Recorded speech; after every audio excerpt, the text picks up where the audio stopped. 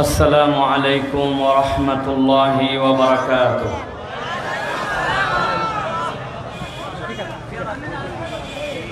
إن الحمد لله نحمده ونستعينه ونستغفره ونؤمن به ونتوكل عليه ونعوذ بالله من شرور أنفسنا ومن سيئات أعمالنا. من يهد الله فلا مضل له ومن يضلل فلا هادي له، وأشهد أن لا إله إلا الله وحده لا شريك له، وأشهد أن سيدنا وحبيبنا وطبيب قلوبنا محمد الذي أرسله بالحق بشيرا ونذيرا وداعيا إلى الله بإذنه وسراجا منيرا. فقد قال الله سبحانه وتعالى في كلامه المجيد وفي فرقان الحميد. أعوذ بالله من الشيطان الرجيم. بسم الله الرحمن الرحيم.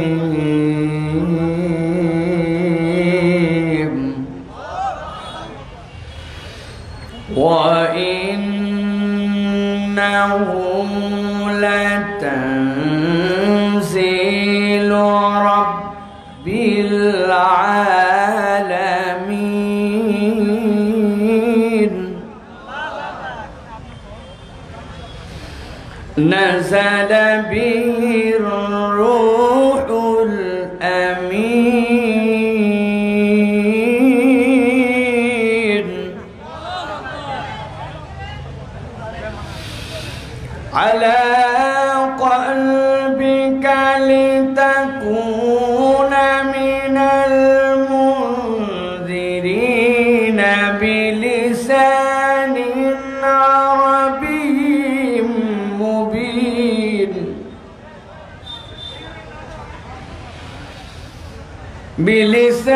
بلسان عربي مبين.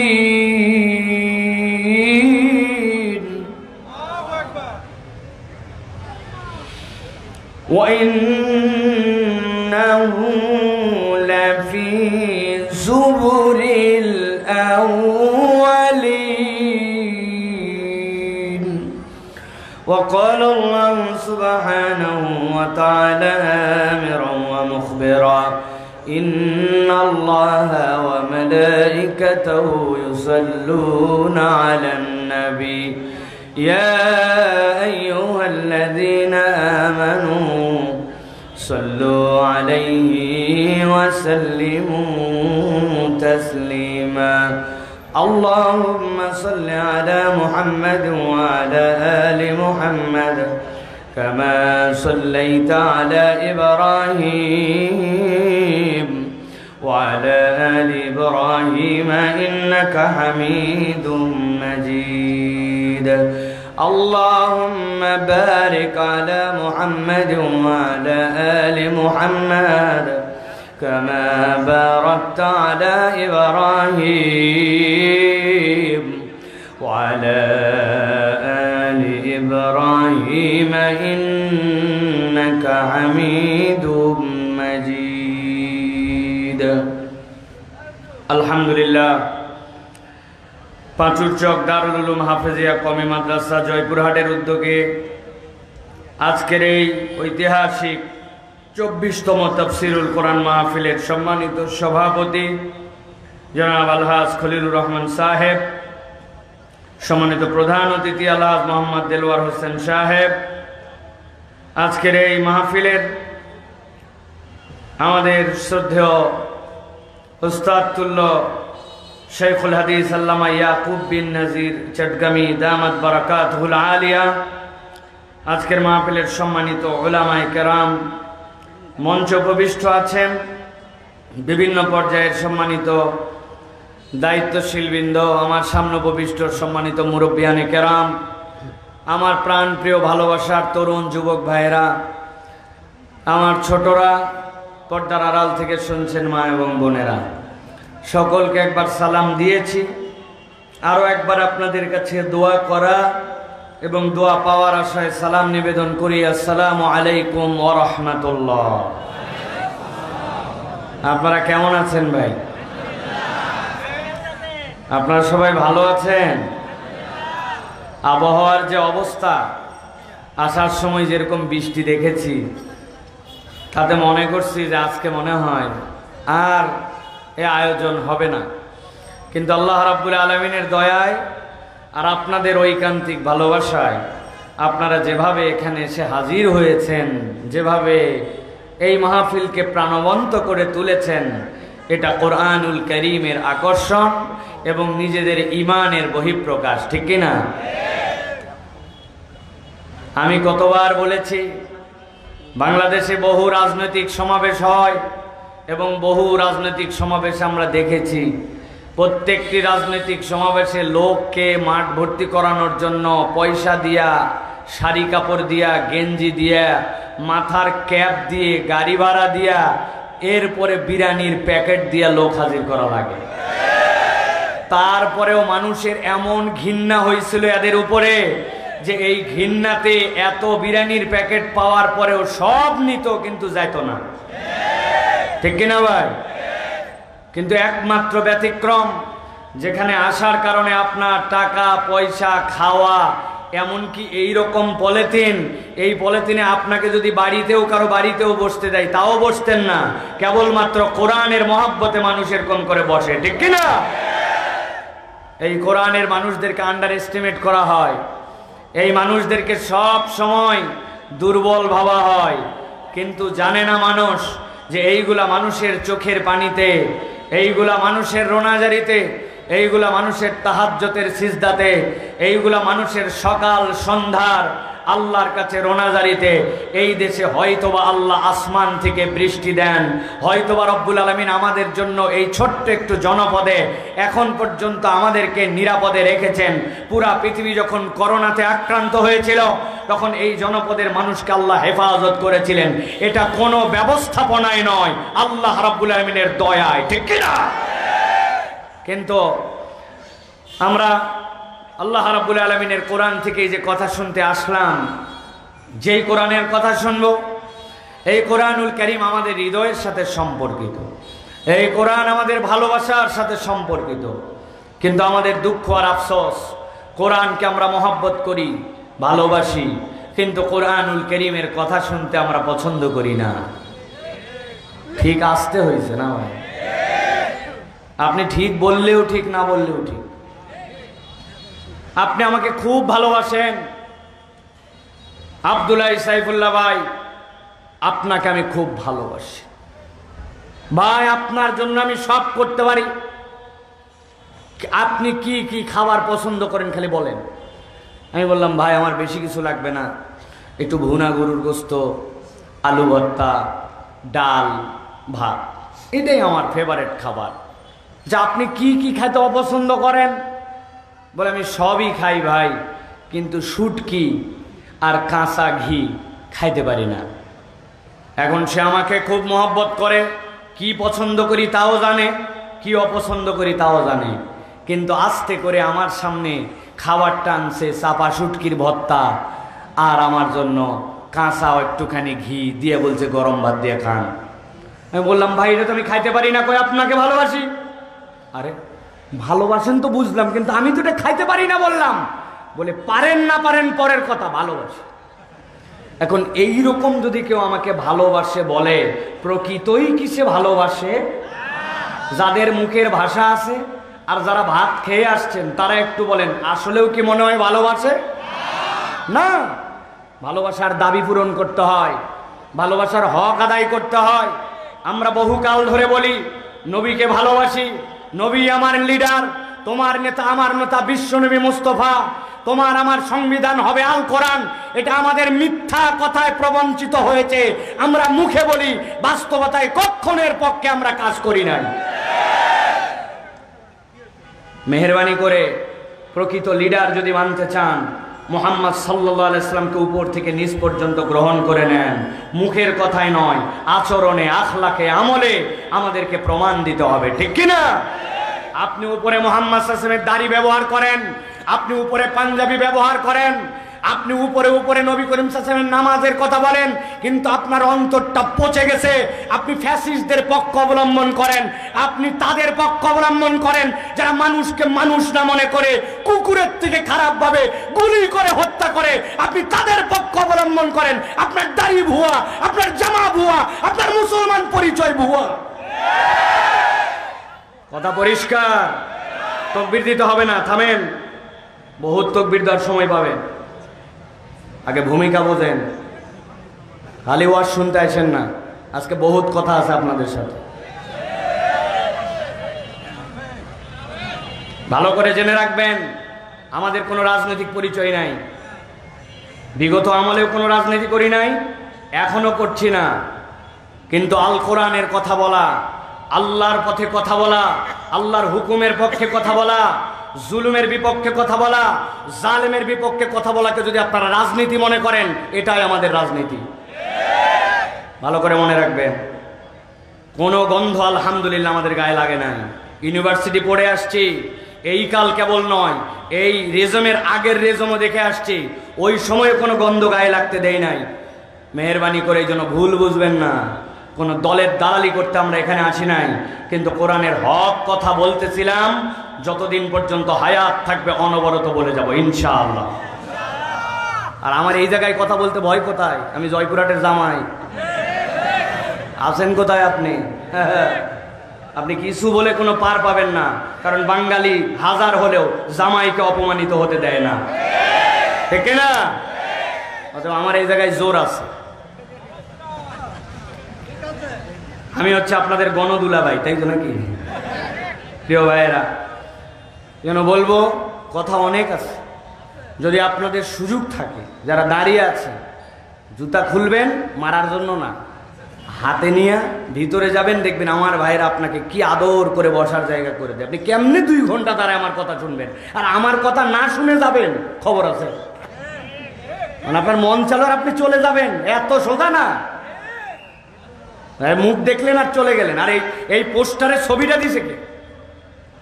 হ্যাঁ, এত বড় দুঃসাহসটা দেখালেন কেন? শরীয়ত বুঝেন না? মাদ্রাসার প্রতিষ্ঠানে মাহফিল করতেছেন, যে বিনা কারণে কোনো পোস্টারে কোনো কিছু ছাপানোর মুডে ছবি আসা যাবে না। ফোনের মধ্যে যে থাকে এটা ছোট ছোট রেজুলেশন দিয়ে, এটা আলাদা কোনো টার্ম না, আর এটা আপনি ছাপাই ফেললেন বিনা কারণে।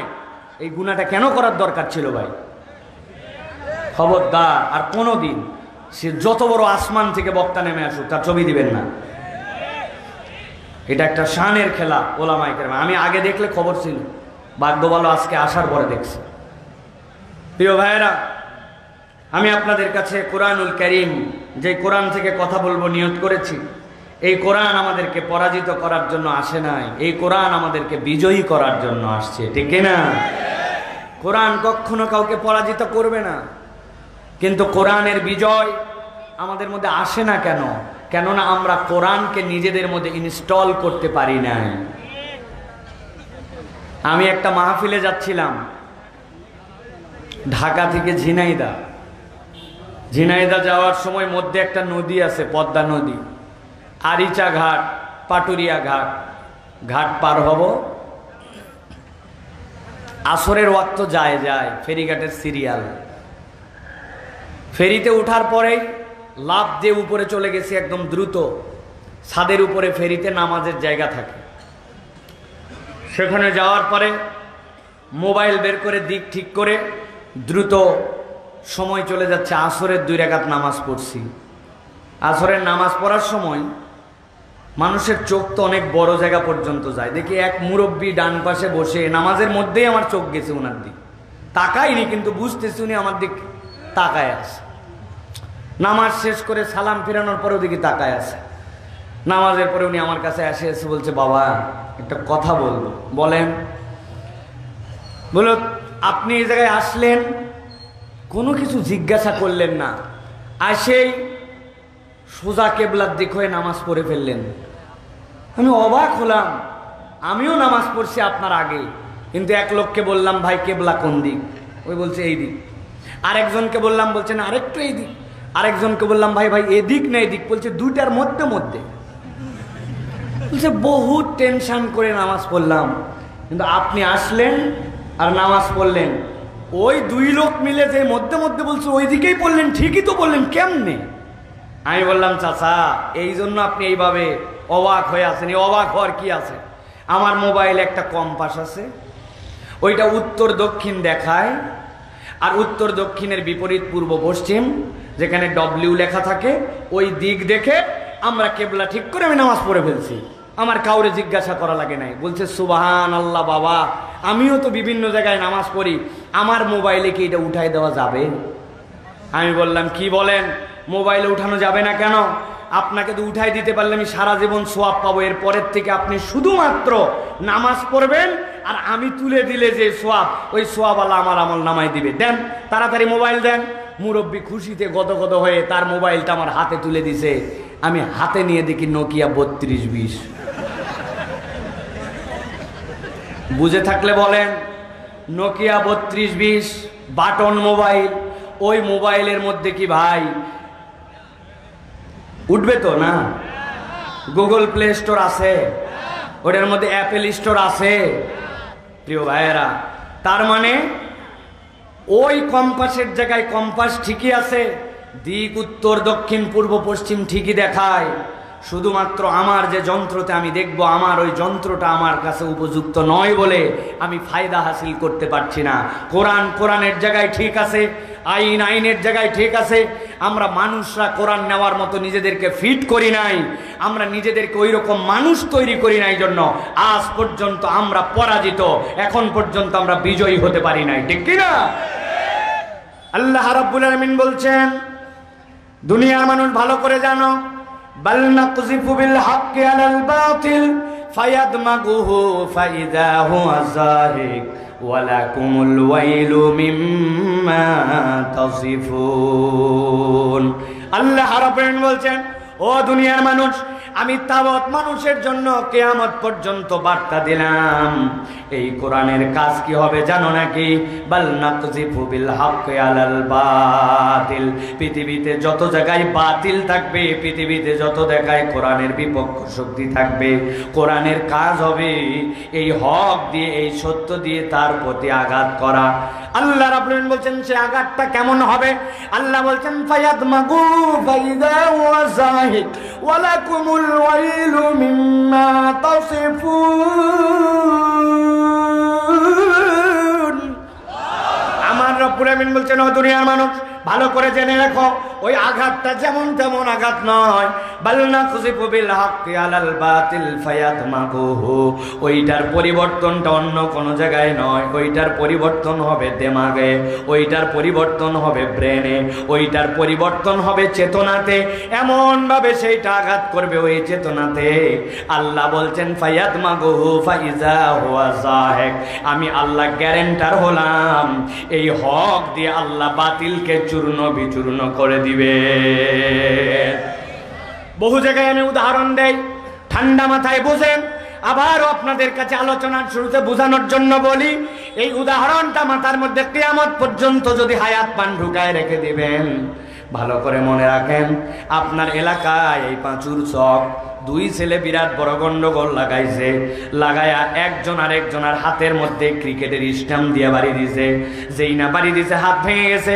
হাত ভাঙার পরে জয়পুরহাট সদর হাসপাতাল হাসপাতালে ভর্তি করছে, করার পরে প্লাস্টার করার পরে ব্যথায় পাগল হয়ে গেছে। ডাক্তার বলছে একটা ব্যান্ডেজ করা হয়েছে, অপারেশন লাগবে কিনা জানা নাই। আজকের দিনটা অন্তত প্লাস্টার নিয়ে থাকো, আগামী কালকে এর পরে ফাইনাল একটা এক্সরে করার পরে তোমাকে হাসপাতাল থেকে রিলিজ দেওয়া হবে। গলার মধ্যে হাত ঝুলায় নিয়ে জয়পুরহাট সদর হাসপাতালে শুয়ে আছে।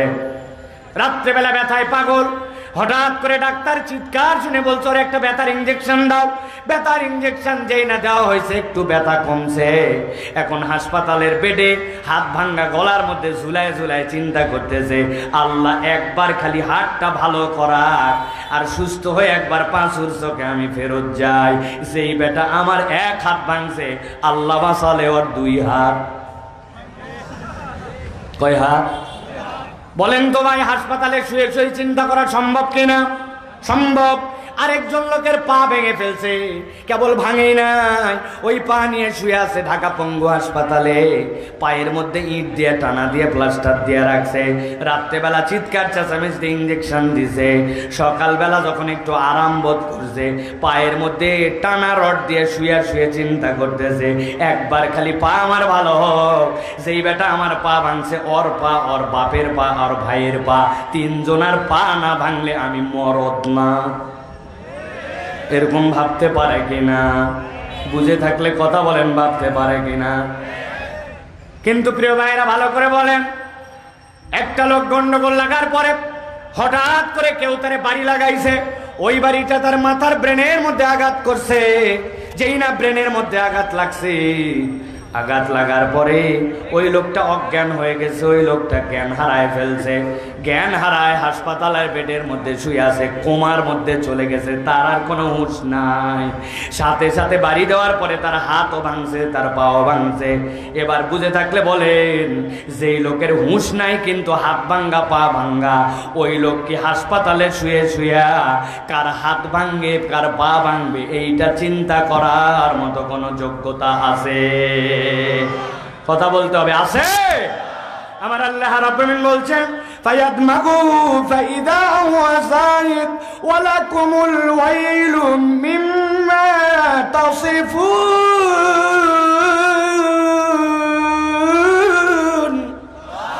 এই দুনিয়ার মানুষ, যদি কোরআন দিয়া তুমি এই পরিবর্তন ঘটাও, এই পরিবর্তনটা তোমার চেতনার মধ্যে পরিবর্তন হবে, তোমার আদর্শে পরিবর্তন হবে। আল্লাহ এমন পরিবর্তন করবেন, আল্লাহ বলছেন এই পরিবর্তনের কারণে আল্লাহ রাব্বুল আমিন বাতিলকে সেই জায়গা থেকে নিশ্চিহ্ন করে দিবেন। অতএব আমরা বলতে চাই, কোরআনের পরিবর্তন কোনো নরমাল পরিবর্তন নয়, বরং কোরআনের পরিবর্তন হচ্ছে টিকসই পরিবর্তন। ঠিক না? আল্লাহর বিধানের কোনো পার্শ্ব প্রতিক্রিয়া নাই। মুখস্থ করেন, আল্লাহর বিধানের কোনো পার্শ্ব প্রতিক্রিয়া, ইসলামের বিধানের কোনো পার্শ্ব প্রতিক্রিয়া, দুনিয়ার সব বিধানের পার্শ্ব প্রতিক্রিয়া আছে। কেননা এগুলো মানুষ বানানো। ওইটা আজকে অ্যাপ্রুভ মনে হচ্ছে, কালকে অ্যাপ্রুভ মনে হবে না।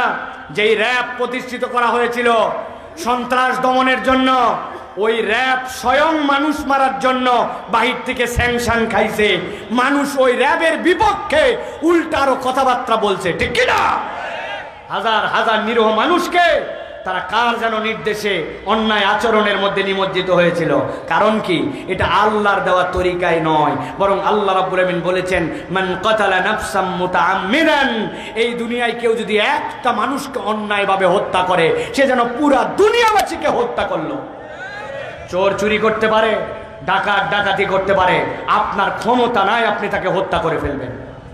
বিচার আদালতে যাবে, তারপরে তার বিচার হবে, তারপরে তার পানিশমেন্ট হবে। আপনি কে যে আপনি মানুষকে ক্রস ফায়ার দিয়ে ফেলবেন, আপনি মানুষকে অন্যায়ভাবে হত্যা করে ফেলবেন? এই অধিকার আল্লাহ কারো কাছে দেয় নাই। এই জন্য ইসলামের বিধানে কোনো পার্শ্ব প্রতিক্রিয়া নাই। আর দুনিয়ার যত বিধান সবগুলোর মধ্যে আপনার কখনো না কখনো ওইটাকে আপনাকে ভোগাবে। অতএব প্রিয় ভাইয়েরা, আমরা বলতে চাই, আমরা যে কোরআন শুনতে এসেছি, এই কোরআন যেমন তেমন কথা নয়, বরং এই কোরআনুল কারীম আমাদের জীবন পরিবর্তনকারী গ্রন্থ। আজকের এই মহামূল্যবান মাহফিলে আমরা এসেছি, ঠিক কিনা? তাহলে আমরা আজকে কোরআন থেকে কিছু কথা শুনবো ইনশাআল্লাহ। রাজি আছেন তো আপনারা? আছেন ইনশাআল্লাহ? যারা দাঁড়ায় আছেন আপনারা কি চলে যাওয়ার ধান্দায় আছেন নাকি ভাই? চলে যাবেন না আছেন আপনারা? আছেন আপনারা? প্রিয় ভাইয়েরা, আজকে আমরা কোরআনুল কারীমের একটা গুরুত্বপূর্ণ অধ্যায় থেকে আমি আপনাদের জন্য চিন্তা করেছি কথা বলবো ইনশাআল্লাহ। তবে বেশি দীর্ঘ আলোচনা আপনাদের জন্য করব না, ইতিমধ্যে 11টা বেজে গেছে। আমরা ইনশাআল্লাহ অল্প কিছু সময়ের মধ্যেই আমরা কথাগুলি গুছিয়ে শেষ করার জন্য চেষ্টা করব। তবে বড় বেশি বোঝার কথা আজকে যেগুলি বলবো এগুলো আমাদের মাথার মধ্যে নিয়ে বাড়িতে যাওয়ার মতো কিছু কথা আছে, যে এই কথাগুলি শুনে আমরা ইনশাআল্লাহ বাড়িতে যাব। আমরা মূলত 4টা আয়াতে কারিমা থেকে আমরা কথা শুনবো। কয়টা আয়াত? কিন্তু অদ্ভুত ব্যাপার হচ্ছে এই 4 আয়াতে কারিমা সিঙ্গেল ভাবে এক একটা আয়াতের মধ্যে এক একটা আল্লাহ রাব্বুল আলামিন কথা ঢুকিয়েছেন, আর 4টা মিলিয়ে আমাদের জন্য একটা মৌলিক বার্তা আল্লাহ উপস্থাপন করেছেন। সুতরাং এই 4 আয়াত মিলায় একটা বড় ক্যানভাস আমাদের সামনে দাঁড়াবে। ওই ক্যানভাসটা আমাদের হৃদয়ের মধ্যে ধারণ করে আমরা আজকের আলোচনা থেকে বাড়িতে যাব ইনশাআল্লাহ। যদি এইটা আলোচনা শেষ করতে আমাদের আরো 40 মিনিট সময় লাগে, আছেন আপনারা? কারা কারা আছেন 2 হাত উঁচু করে দেখান। সবাই সবাই হাত 2টা উঁচু করেন, শক্ত করে। হয় নাই? লজ্জা পাচ্ছেন আপনারা ভাই হাত তুলতে? তাহলে হাত তোলেন না কেন? ওই যে পিছনের যুবক ভাই, কি সমস্যা? ওই যে কি সমস্যা ভাই? হাত উঁচু করো, টান টান করে, শক্ত করে, একটু ডানে বামে নড়াচড়া দেন। যারা দাঁড়ায় আছেন হাত তোলেন। আপনাদের কি হয়েছে ভাই? এই মাদ্রাসার ছাত্র, হাত তোলো, শক্ত করে হাত তোলো। সবাইটা নড়াচড়া দেন, আস্তে আস্তে নড়াচড়া দেন, পিছনে একটু টান দেন। অনেকক্ষণ বসেছিলেন, এবার একটা কঠিন পরীক্ষা দিব। হাত উপর দিকে তুলে রেখে পা বদল করা লাগবে। কারা কারা পারবেন দেখি? যেইভাবে বসে আছেন পাটা চেঞ্জ করেন, হাত শক্ত করেন, হাত শক্ত করেন। শক্ত করছেন সবাই? এবার গলাটা একটু পরিষ্কার করে নেন। হয় নাই?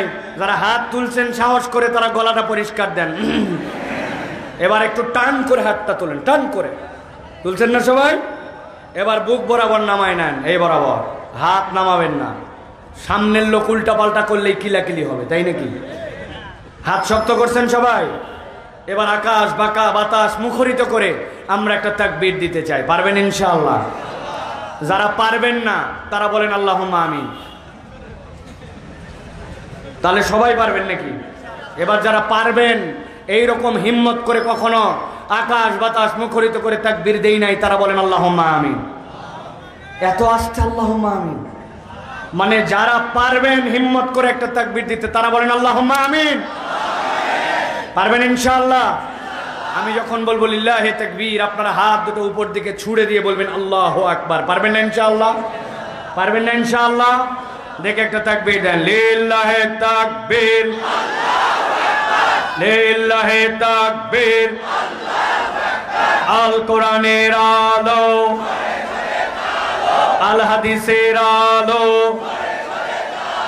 তোমার নেতা আমার নেতা, তোমার নেতা আমার নেতা, আলেম ওলামা যেখানে, লিল্লাহি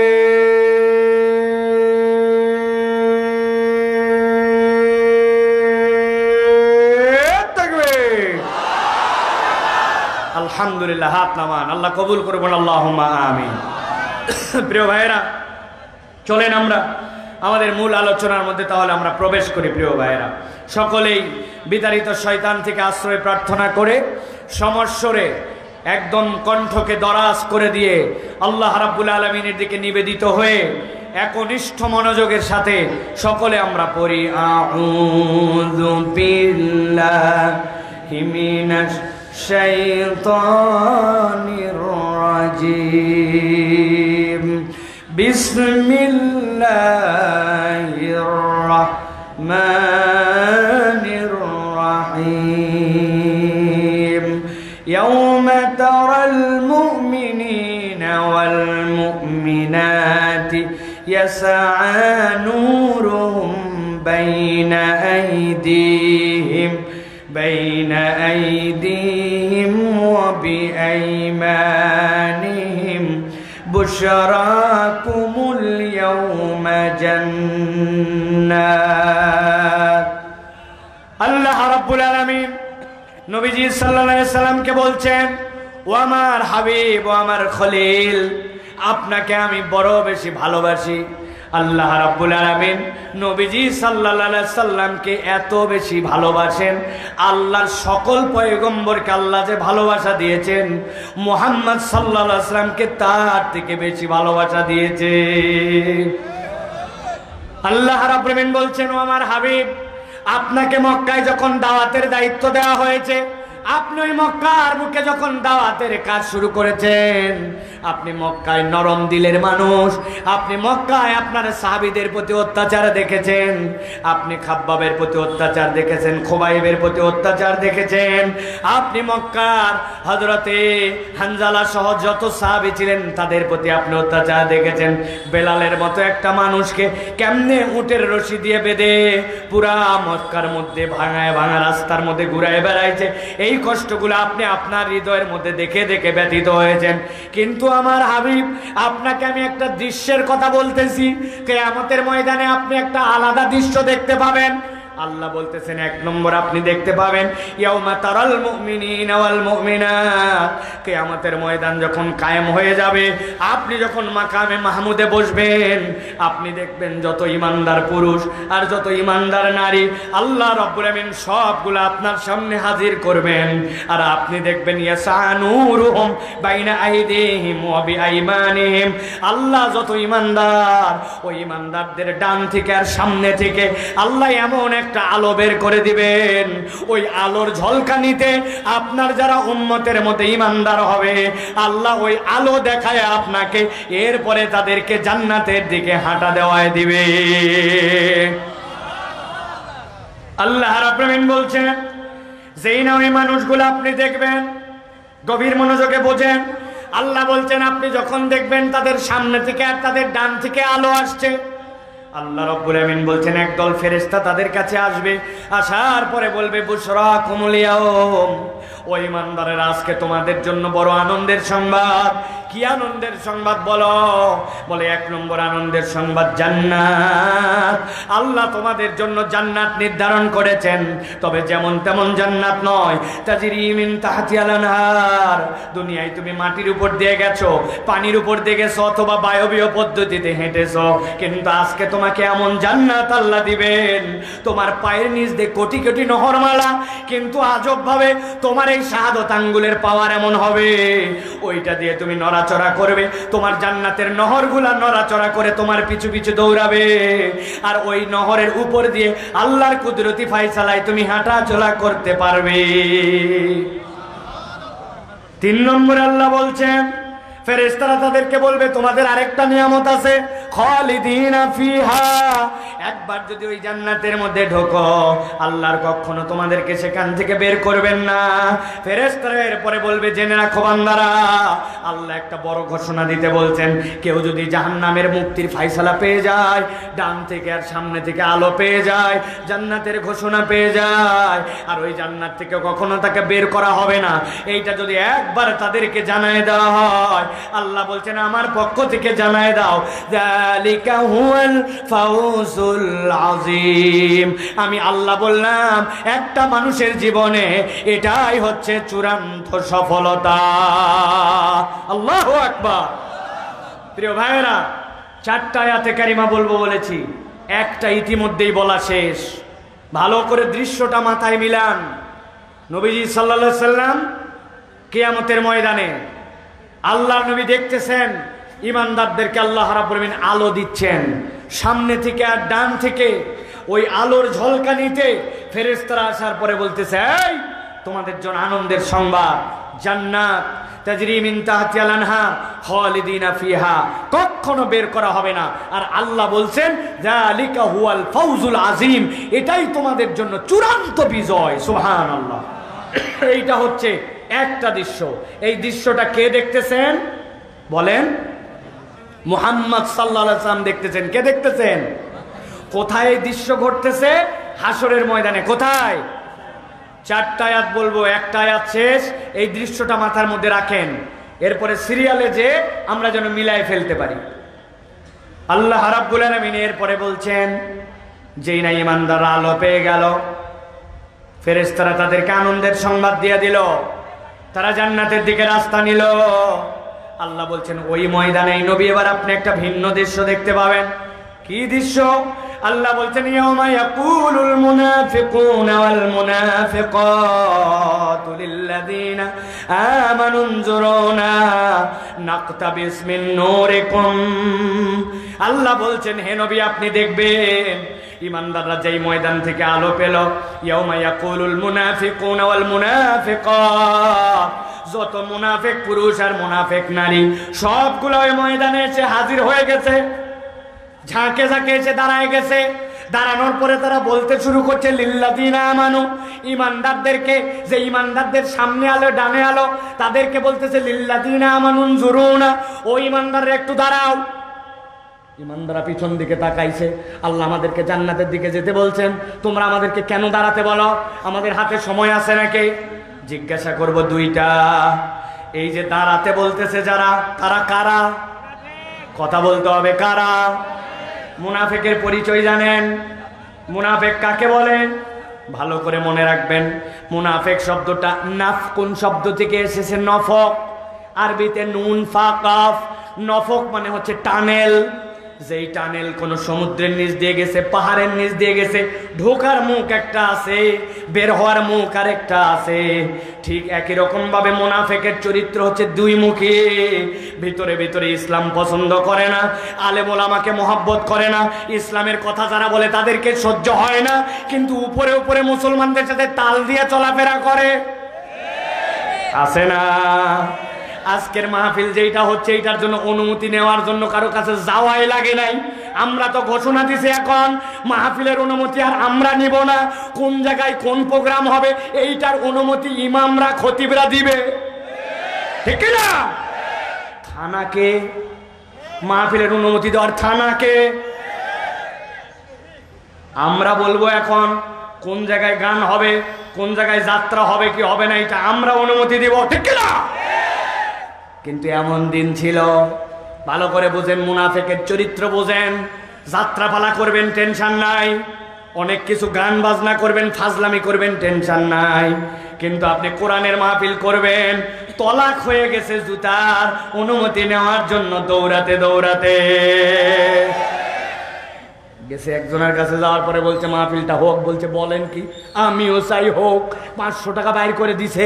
লোকজন মনে করছে বাপ রে বাপ, এর থেকে তো উন্নত চরিত্রের মানুষ হয় না। যেই উনি চলে আসছে সাথে সাথে ফোন লাগাইছে, হ্যালো কারা করতেছে দেখতো, কেন করতেছে দেখতো, এত মাহফিলের কি দরকার আছে? ওদিকে দেয় টাকা, এদিকে দেয় বাধা। এরকম টাটকা মুনাফিক সমাজে আছে কিনা? কথা বলেন, আছে কিনা? আমার আল্লাহ বলছেন ভালো করে বুঝে নাও। আব্দুল্লাহ সাইফুল্লাহ বড় বড় ডায়লগ মারো না, এটা তোমার বাপের কথা না, এটা কোরআনের কথা। আল্লাহ বলছেন ইয়াউমা ইয়াকুলুল মুনাফিকুনা ওয়াল মুনাফিকাত, ওই মুনাফিকের দল যারা উপরে উপরে ইসলাম পছন্দ করে না, করেছে কিন্তু অন্তর থেকে ইসলামকে ধারণ করতে পারে নাই। আল্লাহ বলছেন তারা ইমানদারদেরকে বলবে, ইমানদারেরা উনজুরুনা, দাঁড়াও একটু দাঁড়াও। ইমানদার ঘুরে তাকাবে, কারা দাঁড়াতে বলে রে? কি হয়েছে ভাই, দাঁড়াতে বলতেছো কি জন্য? বলবি এমনি এমনি দাঁড়াতে বলি নাই ভাই, রাগ করো না। নাকতাবিস মিন নূরিকুম, আমাদের দিকে তাকায় দেখো, আমাদের কোনো আলো নাই, আর তোমাদের ডানে আলো, সামনে আলো, আলো আলো।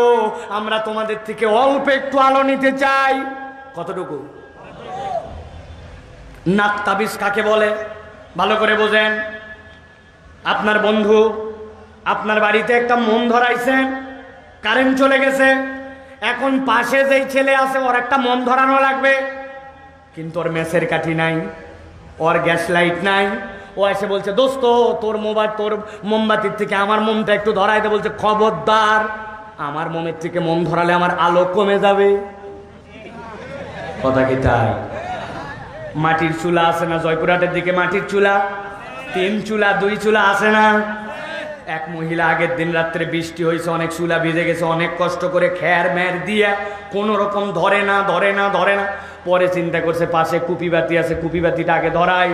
কুপিবাতি ধরায়া একটু সিনট নিয়ে আসছে, পাটকাঠি পিরার গোড়া দিয়ে উল্টা দিকে থেঁতা করে ওইখান থেকে আগুন নিয়ে চুলা ধরাইছে। ধরানোর সাথে সাথে পাশের বাড়ির থেকে এক বোন দৌড়াই আসছে, আপা আপনার তো ম্যাচটা শুকনা ছিল, আমার ম্যাচও ভিজে গেছে, আপনার কুপির থেকে আমি একটু আগুন নিব। বলছে খবরদার, আমার কুপির থেকে যদি আগুন নাও আমার আগুন কমে যাবে, ঘটনা কি তাই? ভালো করে বোঝেন, সারা জীবন মাথায় ঢোকায় রাখেন। মুনাফিক বলতেছে ভাই বেশি আলো নিব না, নাক্তাবিস মিন নূরিকুম, তোমার থেকে অল্প একটুখানি আলো নিব। যেই না এই কথা বলছে, ইমানদার দুনিয়ায় থাকা অবস্থায় কখনো গরম দেখায় নাই, দাপট দেখায় নাই, পাওয়ার দেখায় নাই, নরম হয়ে চলাফেরা করেছে। কিন্তু আল্লাহ বলছেন নবী আপনি দেখতে পাবেন ওই দিন ইমানদারের দাপট। সাথে সাথে ইমানদার বলছে কি বললি, আলো নিবি আমার কাছে, ডিস্টার্ব করবি না বলে দিলাম, যা দুনিয়ায় যা, দুনিয়ার থেকে আলো নিয়ে আয়। বুঝে থাকলে এবার বলেন, ওই ময়দান থেকে দুনিয়ায় ফেরত যে আবার আলো আনা যাবে? যারা বললেন না বুঝেন নাই, ওই কিয়ামতের ময়দান থেকে কি দুনিয়ায় ফেরত আসা যাবে? কেন বলল সে নাক্তাবিস মিন নূরিকুম, আমি তোমার থেকে আলো নিতে চাই, ইরজু ওয়ারাকুম ফালতামিসু নূরা, দুনিয়ার থেকে আলো নিয়ে আসো। এই আলো এখানকার আলো নয়, এই আলো দুনিয়ার থেকে কামাই করা আনা লাগছে, ঠিক না? ছোট্ট একটা উদাহরণ দেই। নতুন হাটে আপনাদের এলাকার এক লোক বাজার করতে গেছে, চেনেন তো নতুন হাট না? যাওয়ার পরে বাজারে যাই দেখে ওর মোবাইল খানিকক্ষণ পরে কান্দে। চিন্তা করছে কি রে আমার মোবাইল কান্দে কেন? আপনাদের কারো মোবাইল কাঁদে ভাই? আন্দাজে কাঁদে না, কঁত কঁত কঁত কঁত কঁত কঁত কঁত কঁত কঁত কঁত কঁত করে না। পকেটেতে বাইর করছে, বাইর করে দেখে হায় হায় চার্জ তো আমার 10%-এর নিচে। 10%-এর নিচে চার্জ নেমে গেলে মোবাইলে অনেক সময় শব্দ করে, ঠিক না? চিন্তা করছে হায় রে, চার্জ তো এরকম হওয়ার কথা ছিল না। গতকালকে রাত্রেই তো আমি মোবাইল চার্জ দিয়ে শুলাম, খানিকক্ষণ পরে মাথায় হাত দিছে, হায় হায় চার্জ দিছি কিন্তু পাশের সুইচ অন করে না। বুঝে থাকলে বলেন, এই যে আমার মোবাইল দেখতেছেন, মোবাইলের মধ্যে আলো জ্বলাইছি দেখতে পান, এই আলো কোথাকার? মোবাইলে, তাই তো? বলতেছেন মোবাইলের, কিন্তু হিসাব করে দেখেন এইখানে একটা ডাটা কেবল আছে, ওইটা লাগাইছেন আপনি সুন্দর করে আপনার সকেটে, ওইটা পল্লী বিদ্যুৎ বা আপনার যেই লাইন আছে ওই লাইন দিয়ে কারেন্ট আসছে, আসার পরে সুইচ অন করছেন, ওই কারেন্টটাই মূলত 5000 মিলি অ্যাম্পিয়ারের ব্যাটারি হিসাবে এখানে আসছে। যদিও বলতেছি আলো মোবাইলের, কিন্তু আলো এখানকার নয়, আলো একটা উৎস থেকে নেওয়া লাগছে, ঠিক না? ইমানদারের কাছে এসে বলছে উনজুরুনা, একটু দাঁড়াও, নাক্তাবিস মিন নূরিকুম, তোমার আলো থেকে একটু আলো নিব। ইমানদার উত্তর দিয়েছে ইরজু ওয়ারাকুম ফালতামিসু নূরা, এই আলো এখানকার নয় ও মুনাফিকের দল, এই আলো দুনিয়ার থেকে কামাই করে আনা লাগছে, অতএব আলো যদি নিতে চাও দুনিয়ায় চলে যাও। চিৎকার করে উত্তর দেন, ওই ময়দান থেকে কি দুনিয়ায় ফেরত আসা যাবে? দুইটা আয়াত শেষ। প্রথম আয়াতের কথা মনে করেন, চিত্রগুলা মনের মধ্যে সাজায় নেন। নবীজি দেখতেছে ইমানদার আলো, ডানে বামে জান্নাতের ঘোষণা পালো, আল্লাহ বলছেন ফাউজুল আজিম। দ্বিতীয় চিত্র মুনাফিক এসে গেল, দাঁড়াও দাঁড়াও একটু আলো দাও, আলো নাই দুনিয়ায় চলে যাও। দুইটা আয়াতে কারিমা শেষ, এবার চলেন 3 নম্বর আয়াতে কারিমায়। বুঝতে পারতেছেন তো কথা? আল্লাহ রাব্বুল আমিন বলছেন মুনাফিকদেরকে, যেই না ইমানদাররা বলছে দুনিয়ায় চলে যাও, আলো নিয়ে আসো, কিন্তু দুনিয়ায় তো যাওয়ার উপায় নাই। এখন এত অল্পতে যদি ছেড়ে দেয় তাহলে তো লস। এখন সব মুনাফিকের দল ইমানদারদেরকে ডিস্টার্ব করা শুরু করছে। ও ইমানদার ভাই, একটু আলো দিলে কি হবে? তোমার এত আলোতে একটু দিলে কি হয়? স্যাঁচরা, অনেক ফকির আছে দেখবেন, স্যাঁচরা আছে না ভাই, যত বিদায় করতে চান ও যাবে না। একদিন বাজারে গেছি, খুচরা টাকা নাই, বলছে দে ভাই 10টা টাকা দে। আমি বললাম ভাই তোরে দিব, কিন্তু কেবল নামছি, খুচরা নাই, একটু পরে আয়। ওই মনে করছি একটু পরে, মনে 30 সেকেন্ড পরে আছে, বলছে দে ভাই। আমি বললাম তোকে যে বললাম একটু পরে আসতে, বলছে আমি তো একটু পরেই আসলাম। শেষরা, শেষ পর্যন্ত কি করব, মানি ব্যাগ খুঁজে খুঁজে ঈদের সময় আম্মা দিছে আমারে 10টা টাকা নতুন, ওইখান থেকে ওই টাকা দিয়ে ওরা বিদায় করছি, তাও যে তুই বিদায় হ। শেষরা আছে না ভাই? এখন মুনাফিকরা এসে ছেঁচড়ামো শুরু করছে, একটু আলো দাও, আলো দাও। ভালো করে খেয়াল করেন। 3 নম্বর দৃশ্য আল্লাহ এবার বলতেছেন, যেই না ইমানদারদেরকে ডিস্টার্ব করবে দুনিয়ার বুকে আল্লাহ রাব্বুল আলামিন মুজরিম আর যারা মুহসিন, ইমানদার আর মুনাফিক, এদেরকে মৌলিক নিয়ামত দিতে আল্লাহ আলাদা করেন নাই। ইমানদারকে আল্লাহ সূর্যের আলো দিয়েছেন, মুনাফিককেও দিয়েছেন। আল্লাহর বিরোধিতা করার পরেও ইমানদারদেরকে অক্সিজেন দিয়েছেন, মুনাফিকদেরকে অক্সিজেন দিয়েছেন। আল্লাহ তার মৌলিক নিয়ামত দিতে কখনো আলাদা করে নাই, ঠিক কি না? আপনার এলাকায় এমন লোক আছে না, ফজরের নামাজ জীবনে মসজিদে মিস হয় না, আছে না? আবার এমন ভিআইপি মুসল্লি আছে না, জুম্মার দিনে 1:30টার সময় মসজিদে যায়, বাহিরে যায় মোবাইল চালায়, যখন মুয়াজ্জিন সাহেব কদ কামাতিস সালা উনি তখন জুতা স্যান্ডেল ফালায়া ভিতরে দৌড় দেয়। এরকম ভিআইপি মুসল্লি আছে আপনাদের? আরো ভিআইপি আছে যেগুলা নামাজই পড়ে না, আছে না এরকম? বুঝে থাকলে বলেন। জমি যেইটা ফজরের নামাজওয়ালা ওইটার 1 বিঘা, পাশে যেইটা বেনামাজি ওরও 1 বিঘা।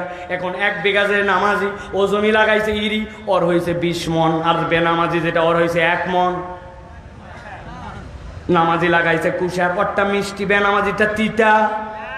নামাজি লাগাইছে লেবু, ওরটা মিষ্টি আর বেনামাজিটা কালো তিতা। তাই মৌলিক নিয়ামত দিতে আল্লাহ পার্থক্য করেন নাই। কিন্তু আল্লাহ বলছেন সব দিন কিন্তু একরকম নয়, এমন একদিন আসবে যেই দিন কিন্তু খেলা হবে, ঠিক না ভাই? আমার আল্লাহ রাব্বুল আলামিন বলছেন, দেখো এবার আল্লাহর খেলাটা কেমন। আল্লাহ রাব্বুল আলামিন বলছেন, যেই না মুনাফিকরা ডিস্টার্ব করবে, ফাদুরিবা বাইনাহুম বিসুরিল লাহু বাব বাতিনুহু ফির রাহমা ওয়া যাহিরুহু মিন কিবালিল আযাব। আমার আল্লাহ বলছেন একদল ফেরেশতাকে পাঠানো, ফেরেশতা যাও। যাওয়ার পর আল্লাহ বলছেন, ফাদুরিবা বাইনাহুম বিসুরিল লাহু বাব, আল্লাহ এমন একটা পর্দা ফেলে দিবেন। আল্লাহ বলছেন ওই পর্দাটার বৈশিষ্ট্য হচ্ছে তার একটা দরজা থাকবে, পর্দার আবার দরজা। কিন্তু আল্লাহ বলছেন বাতিনুহু ফির রাহমা, ওই পর্দা দিয়ে এপার ওপার দেখা যায়, এপার ওপার শোনা যায়। কিন্তু পর্দার ভিতরে যে দরজা, দরজাটা ইমানদারদের দিকে, আর ভিতর দিকে ইমানদাররা আরামে, আর যারা খালি আলো নেওয়ার জন্য ডিস্টার্ব করতেছিল, ও যাহিরুহু মিন কিবালিল আযাব। আল্লাহ বলছেন ওই পর্দার বাইরে আল্লাহ মুনাফিকদেরকে রেখে দিবেন, তাদের ওই জাহান্নামে যাওয়ার আগে ওই ময়দান থেকেই তাদের আযাব শুরু হয়ে যাবে। গভীর মনোযোগে বোঝেন আল্লাহ কেন বললেন বাতিনুহু ফীহির রাহমা, আর কেন বললেন পর্দার দরজা। মুফাসসিররা ব্যাখ্যা করছেন, তাফসীরের কিতাবের মধ্যে আসছে মুনাফিকরা প্রকৃতার্থে ইসলামের বিরোধিতা করে মুসলমানদের চূড়ান্ত কোনো ক্ষতি করতে পারে নাই, কিন্তু মুসলমানদেরকে কষ্ট দিছে, ঠিক না ভাই? নবীজি বলেন তো বদরে কতজন সাহাবী নিয়ে রওনা হলেন?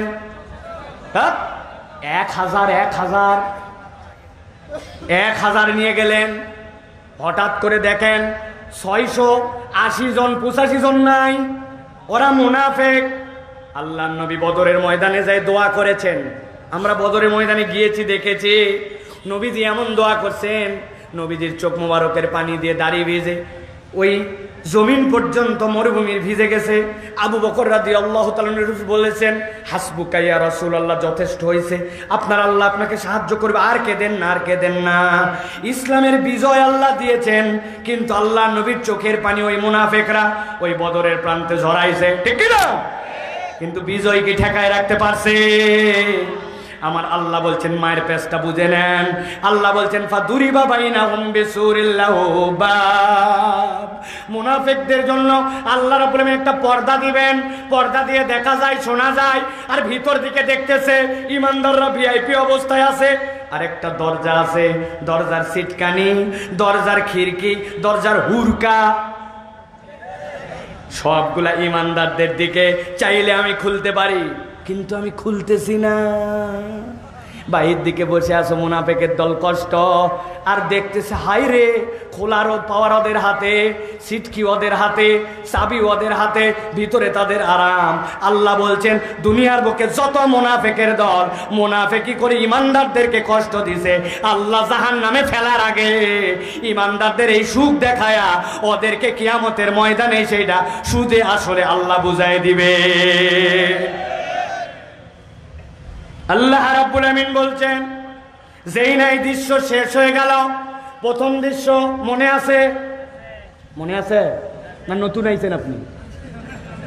হাসতেছে আবার। হ্যাঁ, এটা কি ওয়াজ? বাড়িতে নিয়ে যাওয়ার ওয়াজ। প্রথম দৃশ্য কি বলেন? হ্যাঁ, এই তো সাহস করে বলবেন, ইমানদারদের আলো। 2 নম্বর দৃশ্য কি? মুনাফিকরা এসে বলতেছে দাও। 3 নম্বরটা কি? পর্দা পড়ে গেল, মুনাফিক আলাদা, ইমানদার আলাদা। বুঝতেছেন তো? আল্লাহ রাব্বুল আমিন বলছেন এবার নবী আপনি চতুর্থ দৃশ্য সেখানে দেখতে পাবেন।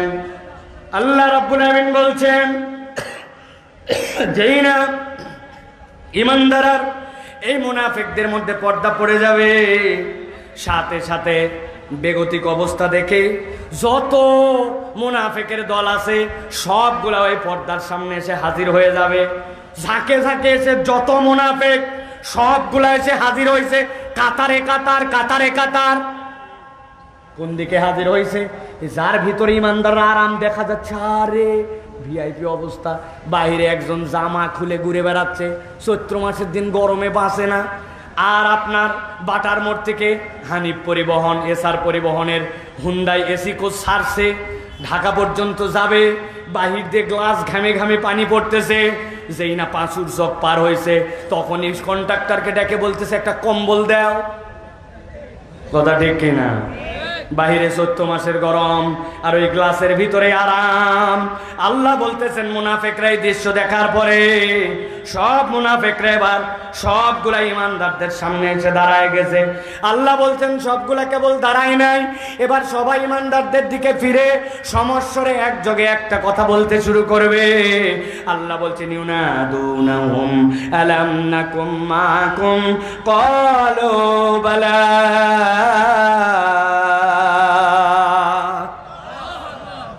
সব মুনাফিকের দলে বার আসছে, ওই ইমানদার তোমাদের আলোর কোনো অভাব নাই, আমরা তোমাদেরকে বললাম একটুখানি আলো নিব, তোমরা উল্টা ঝাড়ি দিয়ে বললে দুনিয়ায় যাও, জানোই দুনিয়ায় যাওয়া যাবে না।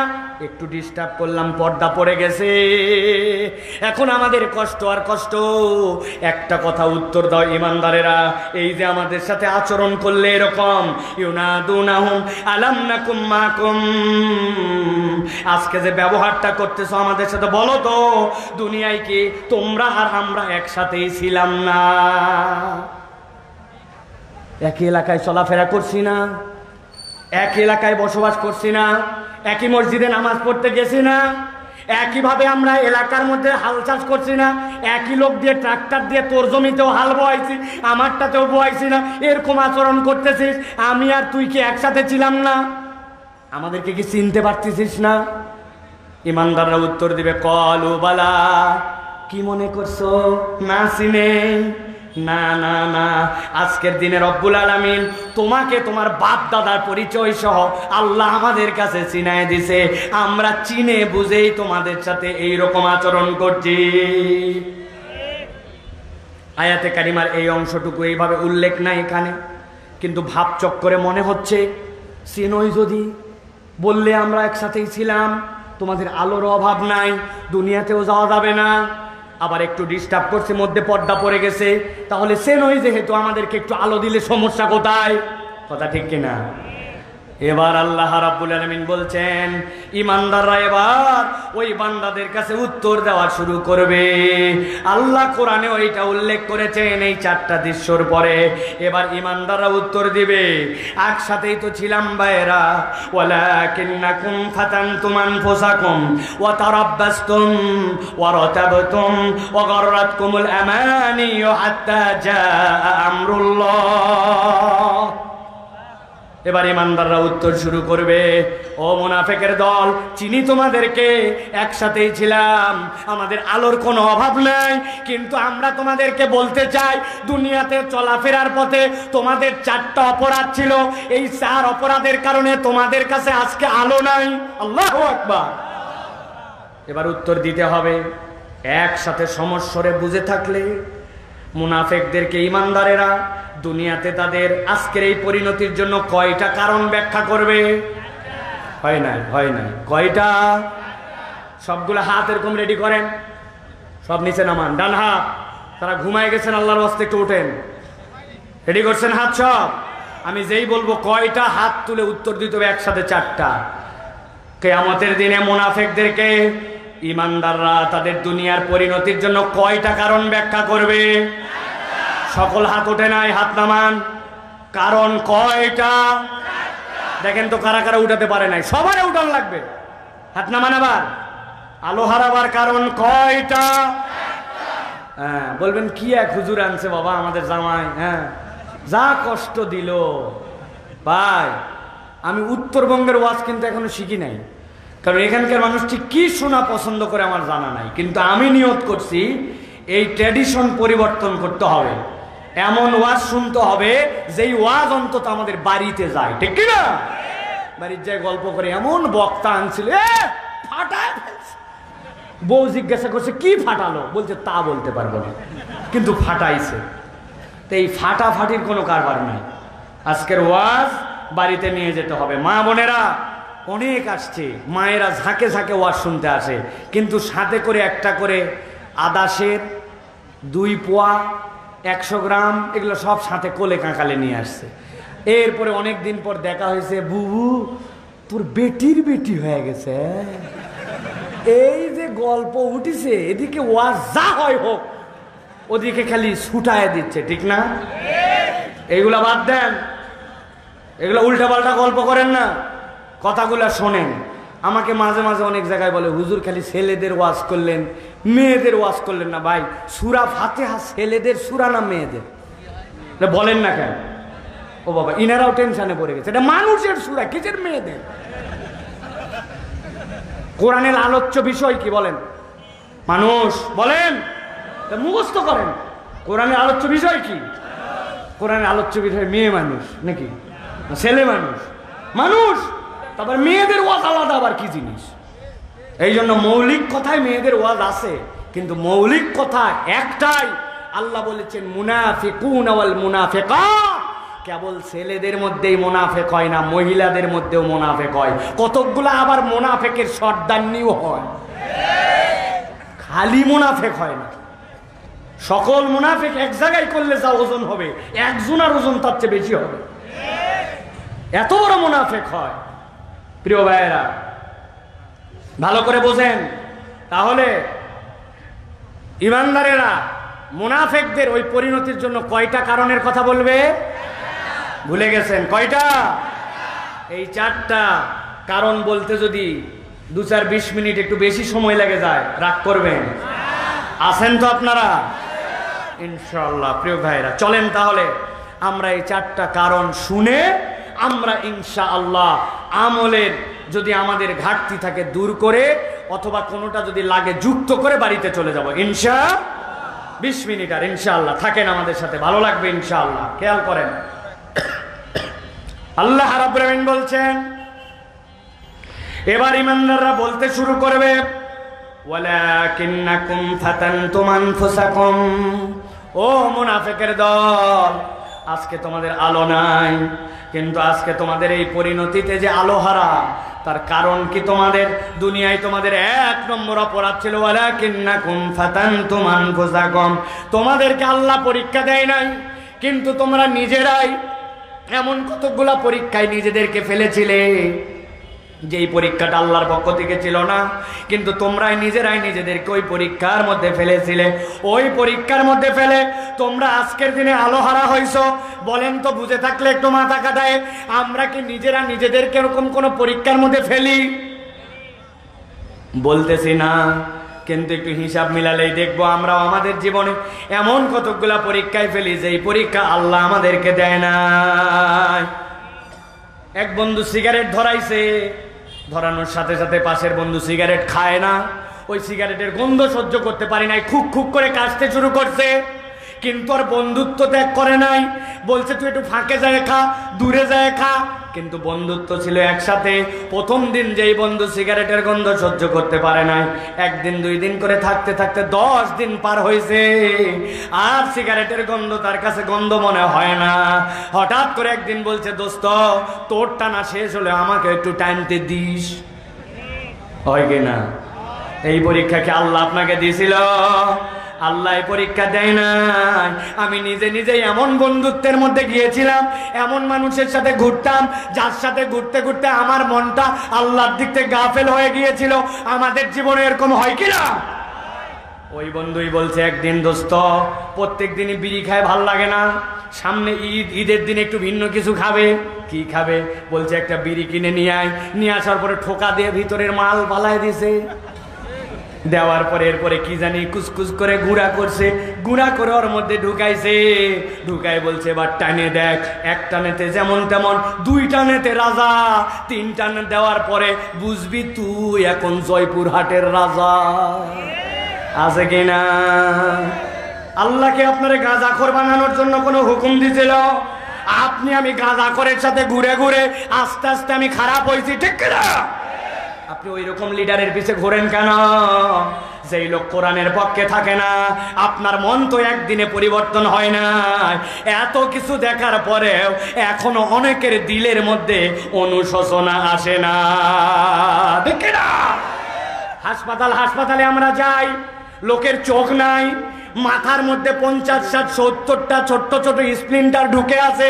ছোট্ট একটু মাসুম বাচ্চা মাদ্রাসা থেকে ফেরত যাচ্ছিল, উপর থেকে গুলি করে দিছে, হাতটা তার এরকম করে বাঁকা হয়ে গেছে, চোখের তার দৃষ্টি নাই। এরকম হাজার হাজার মানুষকে আহত করা ফেলার পরেও আজ পর্যন্ত ক্ষমা চায় না, উল্টা ভিতরে ভিতরে বলে হয়েছে তো হয়েছে, কি হয়েছে? কথা বলেন। এগুলা মানুষ না, এইগুলা মানুষ নামের জানোয়ার। বলেন কি? বলেন বলেন, মুখ দিয়ে উচ্চারণ করে বলেন, মানুষ না, এরা কি? জোরে বলেন কে? জানোয়ারের যদি কেস করার অধিকার থাকতো ওরা কেস করে দিত। বেটা তুমি আমার অপমান করো জানোয়ার বলে? জানোয়ার আল্লাহর হুকুম মানে? জীবনে আপনি শুনছেন কোনোদিন যে আপনার সুন্দরবনের ভিতরে প্রচুর পরিমাণ বাঘদের ডায়রিয়া হয়েছে, এই ডায়রিয়ার জন্য হাসপাতালে তাদেরকে স্যালাইন দেওয়ার জন্য ডাক্তার খুঁজতেছে? শুনছেন কোনোদিন? হ্যাঁ, বান্দরের সাথে বান্দরের মারামারি লাগে, এলাকার মধ্যে আবার শিয়াল পুলিশ নিয়োগ করা লাগছে, শুনছেন আপনি? ওরা আল্লাহর হুকুম মানে জন্য। ওই সুন্দরবনের মধ্যে গন্ডগোল নাই, তাহলে আপনি যাকে জানোয়ার বলে গালি দিচ্ছেন, ওই জানোয়ার তো মুসলমান, ও তো আল্লাহর নিবেদিত, ও তো তাহলে কেস করবে, ঠিক না? এই জন্য বলতেছে প্রিয় ভাইরা, খবরদার খবরদার, যেই পরীক্ষা আল্লাহ দেয় নাই ওই পরীক্ষায় নিজে নিজেকে ফেলা যাবে না, ঠিক না? দোস্ত একটা বাইক নিয়ে রওনা দিছে, হঠাৎ করে দোস্ত তুই কই যাচ্ছিস? বলছে দোস্ত 3:57 বাজে, 4টার সময় আসরের নামাজটা পড়ছি। বলছে দোস্ত আজকেই নতুন বাইক তুলে আনছি শোরুম থেকে, ওঠ মোকামতলা পর্যন্ত একটা পিক আপ মারে আনি, এখনো লাইসেন্স হয় নাই কিন্তু এই জায়গায় ধরবে না নি। ওই বলছে দোস্ত আসরের নামাজটা পড়েই উঠবো। বলছে শোন, তোর আসরের নামাজ প্রত্যেক দিন থাকবে, আমার হাতে সময় নাই, তুই না উঠলে অন্য বন্দুক নিব। দোটানার মধ্যে পড়ে গেছে, ঠিকই তো কথা, আসরের নামাজ প্রত্যেক দিন, বাইক তো প্রত্যেক দিন নতুন থাকবে না। আস্তে করে নামাজ বাদ দিয়া বাইকের পেছে উঠে ভং ভাং করে ঘুরে বেড়ায়। আপনি খুঁজে দেখবেন, যদি 10টা হুন্ডা থাকে 20টা গুন্ডা এর পিঠে ঘোরে, ঠিক না? বেনামাজি, বেয়াদব, সম্মান করে না, মুরব্বীদেরকে দাম দেয় না, এরকম অনেকগুলা বেয়াদবের হাতেও বাইক আছে, ভালো লোকও আছে, ঠিক না? কিন্তু ওই যে আপনি তার সাথে গেলেন, 1 দিন 2 দিন করে নামাজ মিস করতে করতে আপনি বেনামাজি হয়ে গেলেন। আল্লাহ বলছেন এই পরীক্ষা আল্লাহ আপনাকে দেয় নাই, ওয়ালাকিন্নাকুম ফাতানতুম আনফুসাকুম, তুমি নিজেই নিজেকে এরকম পরীক্ষায় ফেলেছ।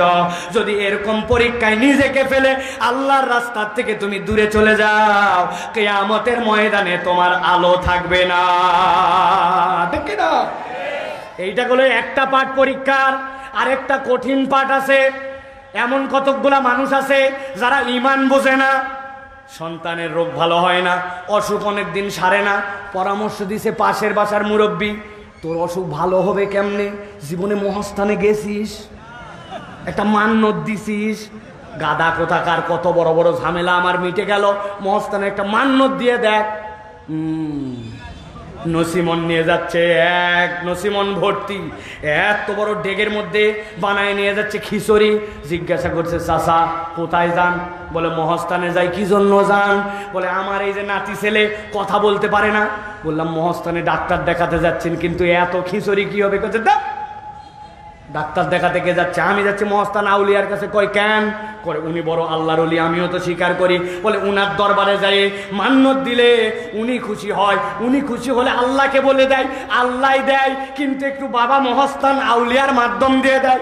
বুঝে থাকলে বলেন, এই ঈমান যদি কারো থাকে তাহলে তাকে কি ঈমানদার বলা যাবে? আমাদের এলাকায় এরকম মাজারে মান্যত দেওয়া, এরকম বিপদে পড়লে এদিক ওদিক দৌড়াদৌড়ি করা, গলার মধ্যে তাবিজ লটকায় ঘোরা, এরকম শত শত মানুষ পাওয়া যায়। আল্লাহ আপনাকে একটা সুস্থ বিবেক দিয়েছিল, আল্লাহ এই পরীক্ষা আপনাকে দেয় নাই, আপনি নিজে উল্টা এই রকম পরীক্ষার মধ্যে পড়ে নিজের ঈমান আপনি নিজে হারাইছেন, ঠিক না? কিয়ামতের দিন যায় বলবেন, আল্লাহ আমার কোনো দোষ ছিল না, উমুক হুজুর বলছিল। পার পাওয়া যাবে? পার পাওয়া যাবে? ভালো করে বোঝেন, কারো কান্দে দোষ দিয়ে শিরিকের গুনাহ থেকে মাপ পাওয়া যাবে না। স্পষ্ট করে বুঝে নেন। এক লোক পড়ালেখা জানে না, ডাক্তার দেখায় কাশির ওষুধ দিছে ওকে। ডাক্তার বলছে সকালে 1 চামচ, দুপুরে 1 চামচ, রাত্রে 1 চামচ। উনি বলছে এই ওষুধের নামই তো জানি না। বলছে বোতলের গায়ে দাগ দিয়ে দিলাম, নিয়ে যান, যাই খাবেন। উনি সুন্দর করে নিয়ে এসে বারান্দার মধ্যে জানলার পাশে রাখছে। সকালবেলা উনার ছেলে সিমের আর সুন্দর একটুখানি টমেটোর ক্ষেত করছে, পোকায় অস্থির, ইন্ডিল স্প্রে করছে, করে স্প্রের বোতলটা নিয়ে এসে জানলার পাশে রাখছে। উনার বাড়িতে একটা ছোট বাচ্চা আছে 5-6 বছর বয়স, ও খালি হুকুম করতে দেরি, ও খালি লাফায় লাফায় বাপ মায়ের কথা শোনে। বলছে আব্বারে এক চামচ একটু ওষুধ দিতে পারবি? রাত্রে বাপ কোন ওষুধ খাইছে ওই দেখছে। বলছে পারবো মানে? লাভ দিয়ে যায় ও সিরাপের বদলে ইন্ডিলের বোতল থেকে ধরেন 1 চামচ ঢাইলে আব্বা কেন দিছে। আব্বার কাশির ঠেলায় গন্ধ টন্ধ সঙ্গার আগে ঢক করে মাইরে দেওয়ার পরে বুঝছে হায় হায় এইটা তো ভাই সিরাপ না, এইটা হচ্ছে ইন্ডিল। বুঝে থাকলে বলেন তো, ভুল করে যদি ইন্ডিল খায় তাহলে কি বিষ কাজ করবে? কার কাছে ওয়াজ শোনাচ্ছি ভাই? ভুল করে যদি খাই কাজ করবে? আরে মাসুম বাচ্চা দিছে, নিয়ত ভালো ছিল, পড়ালেখা জানে না, মূর্খ মানুষ, তাও বিষ কাজ করবে, ঠিক না? তাহলে আপনি আল্লাহর সাথে শিরিক করার পরে উমুক হুজুর বলছে আমি বুঝিনি, এগুলো একটাও কুলাবে না। শিরিক হচ্ছে আপনার জন্য বিষের থেকে বড় বিষ, আপনার সব কিছু শেষ করে দিবে, ঠিক না? আল্লাহ রাব্বুল আলামিন এই জন্য 1 নম্বরে বলছেন ওয়ালাকিন্নাকুম ফাতানতুম আনফুসাকুম। 1 নম্বরে কখনো এমন পরীক্ষায় নিজেকে ফেলা যাবে না যেই পরীক্ষা আল্লাহ দেয় নাই। ওই পরীক্ষায় যদি আমরা পড়ি, কিয়ামতের দিনে আমাদের আমলনামাতেও আলো থাকবে না। 2 নম্বরে আল্লাহ রাব্বুল আলামিন বলছেন ওয়া তারাব্বাসতুম। ঈমানদাররা এবার বলবে ও মুনাফিকের দল, আলো চাচ্ছিলে, দুনিয়ায় যেতে বলেছি, এখানকার আলো এটা কামাই করা নয়, কিন্তু দুনিয়াতে তোমাদের দ্বিতীয় অপরাধ যেটা ছিল ওয়া তারাব্বাসতুম, দুনিয়াতে তোমরা আল্লাহর দিকে আসার ক্ষেত্রে সব সময় দীর্ঘসূত্রিতা করতে, আল্লাহর দিকে আসার ক্ষেত্রে অপেক্ষার প্রহর গুনতে। তোমাদের অপেক্ষার কারণে আজকে আল্লাহ রাব্বুল আলামিন তোমাদের আলো হারা করে দিয়েছে। অপেক্ষা কি ধরনের হয়? আমরা কেউ কি আল্লাহর দিকে আসতে অপেক্ষা করি কিনা? একটু হিসাব মিলাই নেবেন। হুজুর একটা ছেলে যাচ্ছে, বলছে কই যাস? বলে ঘুরতে। বলে চল আমার সাথে মসজিদে যাবি। হুজুর হাত ধরে মসজিদের দিকে ওকে নিয়ে যায়। খানিকক্ষণ পরে বলছে হুজুর কোথায় নিয়ে যান? বলে আমি তোরে নামাজ পড়াতে নিয়ে যাই। বলে হুজুর আজকে কি বার? বলছে আরে বেকুব, আমি বলতেছি নামাজে যাচ্ছে, আসরের তোর বার শোনার দরকার কি? বলছে হুজুর বলেন হুজুর একটু আজকে কি বার? অনেক সাফাসাফির পরে জিজ্ঞাসার পরে হুজুর বলছে আজকে বুধবার। বলছে আল্লাহর কসম করে বলছি হুজুর বুধবার, বৃহস্পতিবার, জুম্মার দিন থেকে আমি নামাজ ধরবো। কি বার? জুম্মার দিন থেকে উনি নামাজ ধরবে। আল্লাহর কসম, উনার মঙ্গল কোথায় গেল, বুধ কোথায় গেল, বিশদ কোথায় গেল? আপনি যে অপেক্ষা করালেন, ইনশাল্লাহ রমজান থেকেই ভালো মানুষ হব, একবার খালি হজ করে আসি, দেখিস কেমন পরিবর্তন হই। এর আগ পর্যন্ত উনি 2 নম্বর। এই যে আপনি অপেক্ষা করেছেন, আল্লাহ বলছেন তারাব্বাসতুম, আল্লাহর দিকে আসতে তোমার এই অপেক্ষার কারণে কিয়ামতের দিনে তোমার আলো হারা হওয়া লাগতে পারে। মা সাথে নিয়ে আসতেছে ওয়াজ শোনার জন্য মেয়েকে। মার বয়স 60 বছর, মেয়ের বয়স 25 বছর। মা পরে আসছে হাত মোজা, পা মোজা, মুখ ঢাকা, সব ঢাকা। আর সাথে যেন মা উল্টায় পরে না যায়, পথ দেখানোর জন্য মেয়েরে নিয়ে আসছে 2 পিস পরায়া, 3 পিস নাই। আর কি ব্যাপার? আপনার মেয়ের অবস্থা বলছে আমিও বিয়ের পরের থেকেই পর্দা ধরছি, ইনশাল্লাহ মেয়ের বিয়ের কথাবার্তা চলতেছে, বিয়ে হলেই পর্দা ধরবে। আছে কিনা? আপনি আল্লাহকে অপেক্ষা করাইছেন, আল্লাহ বলছে বালেগ হলে তোমাকে পর্দা করানো লাগবে, আর তুমি বিয়া পর্যন্ত অপেক্ষা করেছ। আল্লাহ বলছেন ইয়াউমা ইয়াকুলুল মুনাফিকুনা ওয়াল মুনাফিকাত লিল্লাযিনা আমানু উনজুরুনা। কেবল ছেলে নয়, মেয়েরাও বলবে দাঁড়াও, তোমাদের থেকে একটু আলো পেতে চাই। কিন্তু ওই দিন যে আল্লাহর বিধান মানতে অপেক্ষা করার কারণে ওই দিন ওই মহিলারাও আলো হারাবে। সাবধান হন, পরিবর্তন হন। আল্লাহর দিকে আসতে হলে শুনলাম আর মানলাম, এটাই হবে ইমানদারদের আচরণ। 3 নম্বরে আল্লাহ রাব্বুল আলামিন বলছেন ওই মানুষগুলার আরেকটা অপরাধ ছিল। কি অপরাধ? আল্লাহ বলছেন ওয়ালাকিন্নাকুম ফাতানতুম আনফুসাকুম ওয়া তারাব্বাসতুম ওয়ারতাবতুম। সবচেয়ে বড় অপরাধ তোমাদের ছিল যে তোমরা আল্লাহর বিধানের ব্যাপারে সন্দেহ করতে। জিজ্ঞাসা করব, ঠান্ডা মাথায় উত্তর দিবেন। আল্লাহর বিধানের ব্যাপারে সন্দেহ করতে, এটা 3 নম্বর অপরাধ। এখানে কি আমরা কেউ আছি আল্লাহর বিধানের সন্দেহ করি? উত্তর হয় নাই ভাই। এটা ইমানের প্রশ্ন, অবহেলা করেন না, অলসতা করেন না, একটু চাঙ্গা করে উত্তর দেন। আমরা কেউ কি আল্লাহর বিধানে সন্দেহ করি? আরেকবার ফাইনাল সুযোগ দিলাম, দাঁড়ায় থাকেন আর বসে থাকেন, কাছে থাকেন আর দূরে থাকেন, ব্যস্ত থাকেন আর ওয়াজে থাকেন, উত্তর দেন। আমরা কেউ কি আল্লাহর বিধানে সন্দেহ করে? বলছি তো অনেক জোরে না, বলাইছি ইচ্ছা করে জোরে। এবার একটু হিসাব মিলায় দেখব যে আল্লাহর বিধানে আমরা সন্দেহ করি কি না। হঠাৎ করে মুরব্বী একজন মসজিদে নামাজে আসছে, এক মুসল্লি ধরছে, চাচা আপনার বাড়িতে বিয়ের অনুষ্ঠান হচ্ছে? হ্যাঁ। ইসলামে বিয়ের অনুষ্ঠান কত দূর? ইজাব আর কবুল। 2 নম্বরে আপনার ছেলের পক্ষ থেকে মেয়ের জন্য ওয়াতুন নিসা সাদুকাতিহিন্না নিহলা, সাধ্যের মধ্যে থাকলে আপনার যত দূর পারেন তত দূর পর্যন্ত দেন মোহর। 3 নম্বর আউলিম ওয়ালাউ বিশাতিন, একটা ছাগলের বাচ্চা দিয়ে হলেও ছেলের বাড়িতে অলিমার অনুষ্ঠান, ইজাব আর কবুল, দেন মোহর আর অলিমার অনুষ্ঠান। ইসলামের বিয়ে তো এই পর্যন্তই শেষ।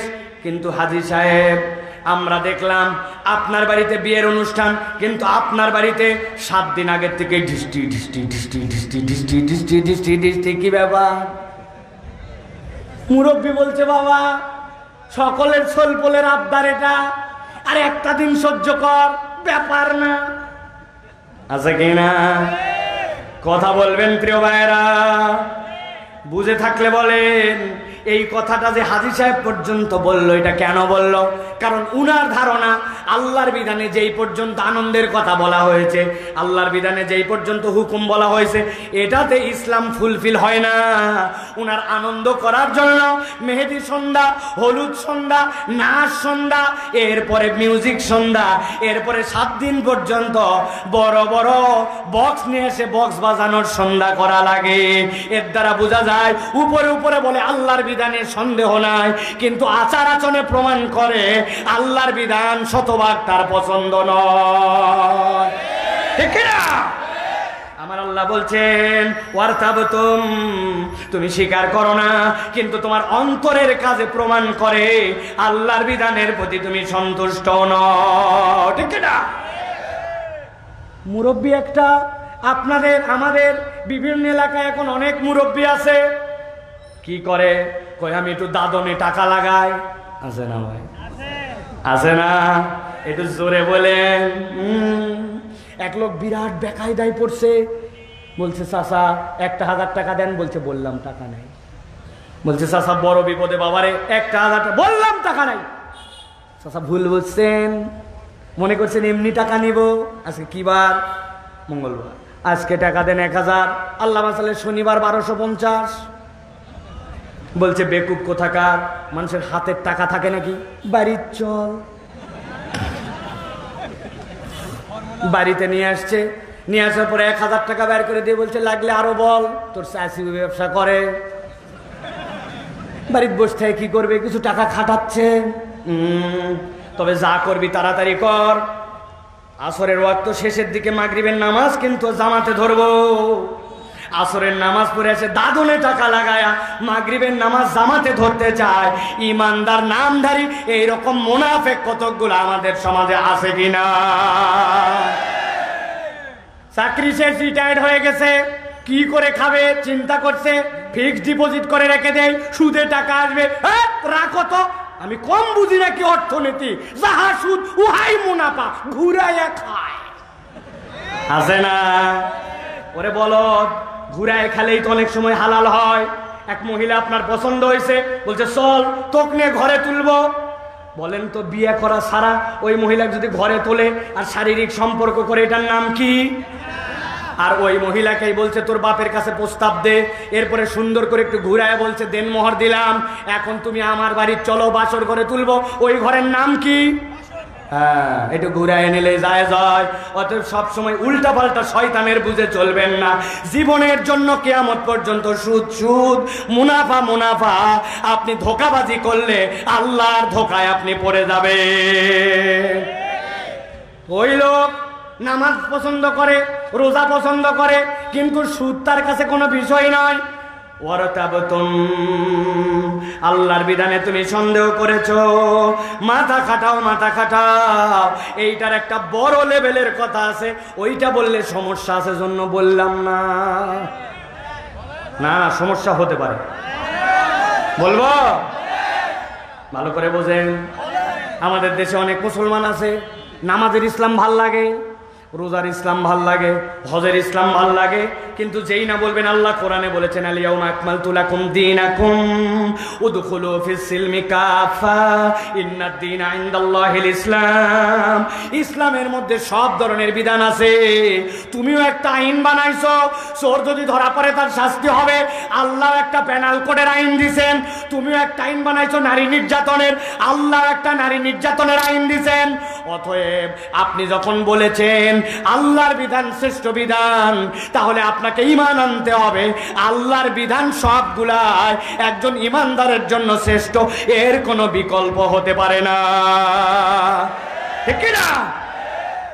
কিন্তু আপনি না বললেন যে আপনি নামাজের ইসলাম ভাল লাগে, রোজার ইসলাম ভাল লাগে, যে আপনি ইসলামের আইনের কথা বলবেন বলে এই ছেলে তো মনে করছিলাম আমি দলের না, কিন্তু এখন দেখতেছি দল পার্টি করে, আছে না?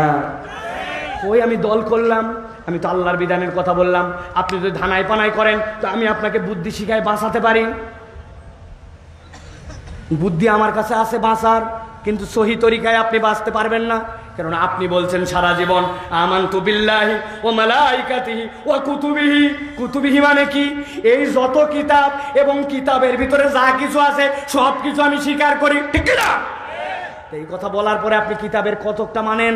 আফাতুমিনুনা বিবাদিল কিতাব ওয়া তাকফুরুনা বিবাদ। কিতাবের একটা পছন্দ হয় ওইটুক মানি, কিতাবের পছন্দ হয় না ওইটুক মানি না। কেমনে আল্লাহর কাছে বাঁচবেন? কেমনে? আমি একটা বাঁচার পদ্ধতি আবিষ্কার করছি, বলে দিব, বলে দিব। যদি সকলে 20 টাকা করে যাওয়ার সময় দেন তাহলে বলবো, খুচরা টাকাই দিই নাই আপনাদের কাছে আছে। বুদ্ধিটা ভালো করে শিখে নেন।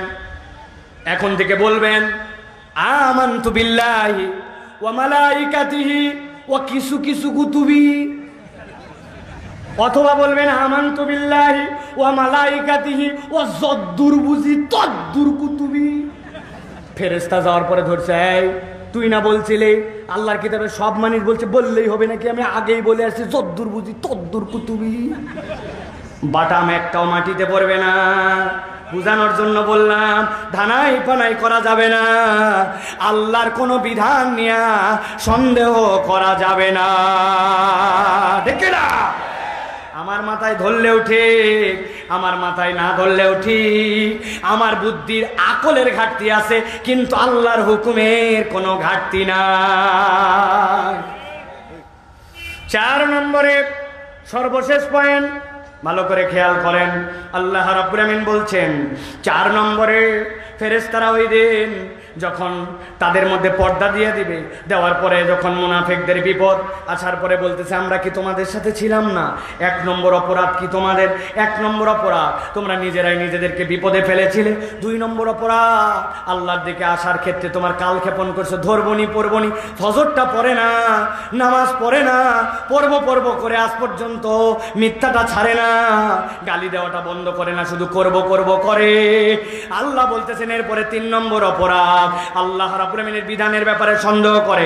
এবার ইমানদাররা তাদেরকে বলবে, তোমাদের 4 নম্বর অপরাধ, ওয়া গররাতকুমুল আমানি হাত্তা জাআ আমরুল্লাহ ওয়া গররাকুম বিল্লাহিল গরুর। আমার আল্লাহ বলছেন, শয়তান তাদের চোখের মধ্যে এমন মরিচিকা লাগাই দিয়েছিল যে আল্লাহ রাব্বুল আমিনের বিধান থেকে তারা গাফেল হয়ে গেছে, ভাবছিল সমস্যা আল্লাহর বিধানে, কিন্তু আল্লাহ বলছেন সমস্যা আল্লাহর বিধানে নয়, সমস্যা তার চোখ আর অন্তরে।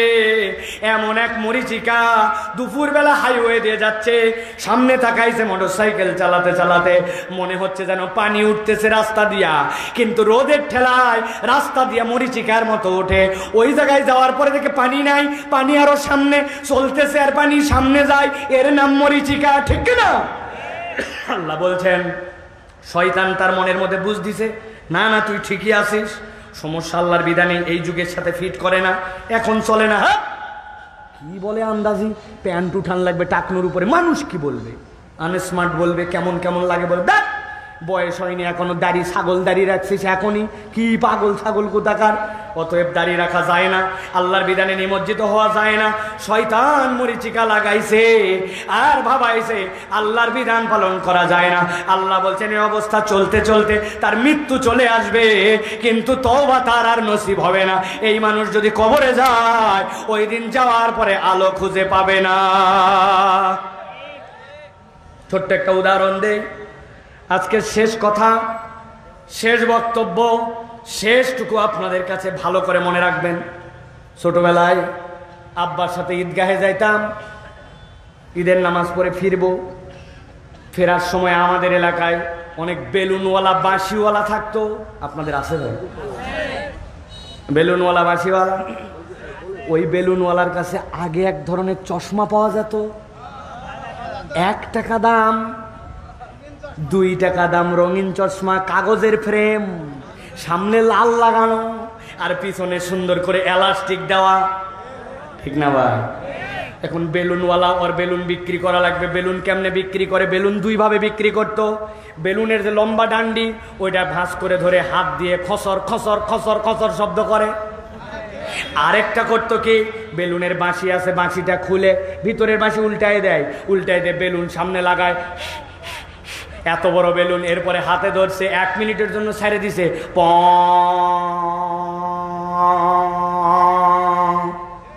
কথা বলেন। ওই বেলুনওয়ালার কাছে 2 টাকা দামের চশমা, আব্বাকে বলছে একটা চশমা কিনে দেওয়া লাগবে। আব্বা বলছি ঈদের দিন, যাক ঠিক আছে, 2 টাকা দিয়ে একটা চশমা কিনে দিছে, লাল রঙের চশমা। সাথে সাথে আমি চোখে লাগাইছি, টান দিয়া পিছন দিয়ে গাডার টানে দিয়া, উপর দিকে তাকায় দেখি আসমান লাল, নিচে তাকায় দেখি আব্বা লাল, বাড়িতে এসে দেখি আম্মা লাল, ভাতের দিকে তাকায় দেখি ভাত লাল। অনেকক্ষণ লাল চশমা পরার পরে লালের মজা শেষ। আম্মাকে যায় বলছি, মা 2 টাকা দেন। কেন? আরেকটা চশমা কিনবো। দেখ চশমা একটা আছে, বেকুব বললে না আমি অন্য কালারের চশমা নিব, দেওয়াই লাগবে। অনেকক্ষণ ছাটামাটা করার পর 2 টাকা দিছে, সুন্দর করে এবার হলুদ চশমা কিনছি। কেনার পরে যেই না এবার হলুদ চশমা চোখে দিছি, উপরে তাকায় দেখি আসমান হলুদ, নিচে তাকায় দেখি আম্মা হলুদ, ভাতের দিকে দেখায় ভাত হলুদ। চিন্তা করলাম মজা তো পেয়ে গেছি লাল আর হলুদের, এবার বুদ্ধি একটু খাটাই। লাল চশমা যেটা ছিল ওটা ডান চোখ কেনা করে দিয়া ওই হলুদ চশমার যে ডান চোখ খুলে ওখানে লাগাইছি। লাগাই এখন ডান দিক দিকে দেখলে আব্বা হলুদ, বামে দেখলে আব্বা লাল। বুঝে থাকলে বলেন তো, মাথা খাটায় উত্তর দিবেন। আসলে আসমান কি লাল? আরে কথা বলেন, আসমান কি লাল? আমার আব্বা কি হলো? ভাত কি লাল? লবণ কি হলো? না না ভাই, আসমান আসমানের কালারে আছে, জমিন জমিনের কালারে আছে। চশমাটা হচ্ছে আমার লাল অথবা হলুদ। ভালো করে অন্তরের মধ্যে গেঁথে রাখবেন। আল্লাহর বিধান আল্লাহর বিধানের জায়গায় আছে, আল্লাহর কোরআন আল্লাহর কোরআনের জায়গায় আছে। শয়তান আপনার আমার চোখে লাল অথবা হলুদ কালারের চশমা লাগায়া আল্লাহর বিধানের খুদ বের করে। আসলে সমস্যা আল্লাহর বিধানে নয়, সমস্যা হচ্ছে আপনার আমার চোখ আর অন্তরে। আমার আল্লাহ এই জন্য বলছেন ওয়াগররাতকুমুল আমানিয়ু হাত্তা জা আমরুল্লাহ ওয়াগররাকুম বিআমরুল ওয়াগররাকুম বিল্লাহিল গরুর। ও বান্দা, শয়তান তোমাকে এমন মরিচিকা দেখাইছে, হাজার বুঝ দেওয়ার পরেও তুমি অন্যায়কে অন্যায় দেখতে পাও না, তোমার অন্তরের মধ্যে একবার দাগ কাটে না। এইটা শয়তানের মরিচিকা। এই মরিচিকার মধ্যে পড়ছে যে কিয়ামতের ময়দানে আলো হারাবে সে। অতএব প্রিয় ভাইরা, আলোচনা আজকে কনক্লুশনের জায়গায় আসছে। আমরা 3টা লেয়ারে কথা বলেছি। একটা বলেছি যে আমাদের নিজেকে কোরআনের জন্য উপযুক্ত হতে হবে। নোকিয়া 3220 মোবাইলে কখনো অন্য অ্যাপস ডাউনলোড করা যায় না, ঠিক না? 2 নম্বর বলেছে কোরআন আমাদেরকে পরাজিত করার জন্য আসে নাই, কোরআন আমাদেরকে বিজয়ী বানানোর জন্য আসছে, ঠিক না? 3 নম্বর বলেছে কিয়ামতের দিনে মুনাফিক আর ইমানদারদেরকে আলাদা করবেন। যত কষ্টই হোক এই দুনিয়ায়, ইমানদার ওই দিন চূড়ান্ত আলো নিয়ে আল্লাহর রাস্তায় সেদিন হেসে হেসে জান্নাতের দিকে রওনা হবে। তবে 4টা অপরাধের কারণে মুনাফিকরা দুনিয়াতে আলো হারায়। 4 অপরাধ আমাদের জীবনে রাখা যাবে না। 1 নম্বরে খারাপ বন্ধু, খারাপ পরিবেশ, খারাপ লিডার, খারাপ মানুষ, খারাপ কোনো সংস্কৃতি এর সাথে আমার সম্পর্কিত হয়ে নিজেকে খারাপের মধ্যে নিমজ্জিত করা যাবে না। 2 নম্বরে কখনো আমাদেরকে আল্লাহ রাব্বুল আলামিনের দিকে আসতে কাল ক্ষেপণ করা যাবে না। হুকুম শুনলাম, আজকের থেকে বাপ মায়ের কথা শুনবো, নামাজি হব, মিথ্যা বাদ দিব, সুদ ঘুষ ছেড়ে দিব, আল খেলা আমার চরিত্রে থাকবে না, গালিগালাজ আমি করতে পারি না। 3 নম্বরে আমার মাথায় কাজ করুক বা না করুক স্বীকার করতে হবে আল্লাহর বিধানই সর্বশ্রেষ্ঠ এবং আমি আল্লাহর বিধানের পক্ষে, আপনাকে এটা স্বীকার করতে হবে। আর 4 নম্বর, শয়তানের ধোকায় পড়ে কখনো আল্লাহর পথ থেকে গাফেল হয়ে মৃত্যু পথযাত্রী হওয়া যাবে না, বরং আল্লাহ রাব্বুল আলামিনের পথে আমাদেরকে অটল অবিচল থাকতে হবে। পারবো ইনশাআল্লাহ? হাত তুলে আল্লাহকে দেখান, পারবো ইনশাআল্লাহ? আল্লাহ আমাদেরকে কবুল করুক, আল্লাহুম্মা আমিন। আল্লাহ রাব্বুল আলামিন আমাদের সকলের আশা বসাকে কবুল করুক, আল্লাহুম্মা আমিন। আমার হাতে একটা চিরকুট দেওয়া হয়েছে যে সম্মানিত মেহমান, মাদ্রাসা মসজিদের আদায় করা প্রয়োজন, আদায় করা প্রয়োজন, আপনারা আদায় করে নেবেন। আমি আদায়ের বক্তা নই, আমি আসার সময় বলে আসছি লিকুল্লি ফান্নিন রিজাল, প্রত্যেক বিষয়ে লোক আছে, এই কাজের কাজই আমি নই। অথবা আপনাদের পকেটেতে টাকা বের করে নিয়ে আসবো, এইটা আমার সামর্থ্যের মধ্যে নাই। তবে আল্লাহর দ্বীনের প্রতিষ্ঠান, মসজিদ, মাদ্রাসা, এইগুলাতে আমাদের সহযোগিতা করার প্রয়োজন আছে কি নাই? বলেন তো, কোনো মাদ্রাসার জন্য কি আলাদা সরকার থেকে বাজেট আছে যে এই সিজনের জন্য 30 লক্ষ টাকা বাজেট এতিমখানার জন্য দেওয়া হলো? নাই রে ভাই, এটা আমাদের সকলের সহযোগিতায় চলে, ঠিক কিনা? অথবা আমরা একটু সহযোগিতা করতে রাজি আছি ইনশাআল্লাহ। আপনারা তো মেলাভাবে সহযোগিতা করছেন। এখন যদি আমরা একটা ইনিশিয়েটিভ নেই যে আমরা প্রত্যেকেই কিছু না কিছু দিয়ে তারপরে যাব, কেউ মাহরুম হব না।